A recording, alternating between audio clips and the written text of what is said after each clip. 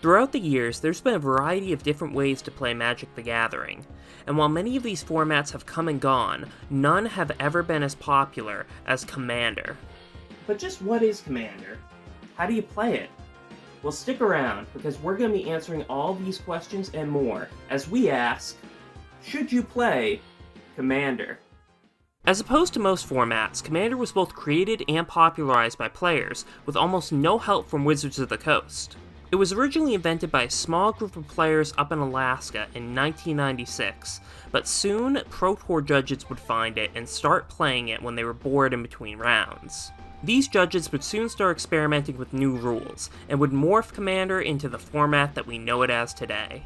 Nowadays, even though Wizards does make products and events specifically for the format, Commander is still very much player-run, and any rules changes and bannings are decided by a player-made committee, with almost no involvement from Wizards of the Coast. So that's its history, but how do you play Commander? Well, Commander is a multiplayer format best played in pods of 4.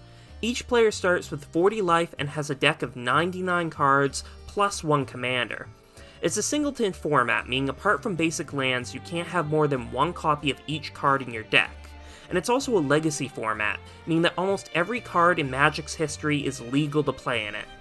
In my opinion, deck building in Commander is more fun than deck building in almost any other format.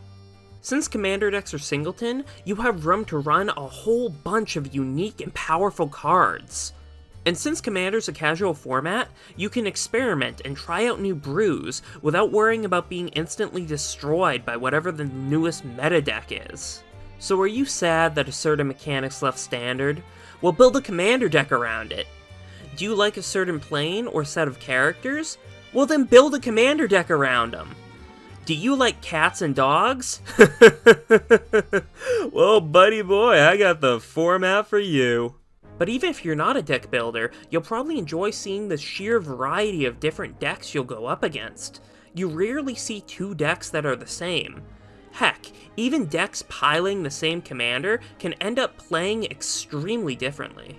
Hey, quick shout out to all my Nine Fingers Voltron players. Please tell me I'm not alone. But as the format's name implies, it's the commanders that really make it unique. At the beginning of each game, each player chooses 1 legendary creature to be their deck's commander, and the other 99 cards in their deck can't have a color identity outside of their commanders. Commanders begin the game in the command zone, and you can cast your commander from this zone anytime you normally would. Then, whenever your commander is destroyed or would switch zones, you can choose to send it back to the command zone. But each time you recast your commander from the command zone, you'll have to pay commander tax. The tax is 2 generic mana for each time you previously cast the card from the command zone. Your commander also provides you with an alternate way of defeating your opponents. Each time your commander deals combat damage to an opponent, it will also deal commander damage. Commander damage can't be healed, and it's tracked separately for each commander. If a player has 21 or more commander damage from the same source, then that player loses the game. Choosing a commander can be one of the most important parts of deck building. Your commander should synergize with your deck's core strategy, but your deck strategy shouldn't depend on having your commander out all the time. But overall, if you want to have a good time in Commander, don't forget to experiment, try new things, and most of all, have fun. After all, this is supposed to be a casual format. Overall, Commander is a fun casual format that can be enjoyed by players of all skill levels. However, if you're looking for something more competitive, you might be better off going with something like CDH, Standard, Modern, some format like that instead. But if you do want to get in on all this multiplayer goodness, then go ahead, build yourself a deck. Or you can just buy one of the 25 precons that released last year. And no, I'm not joking.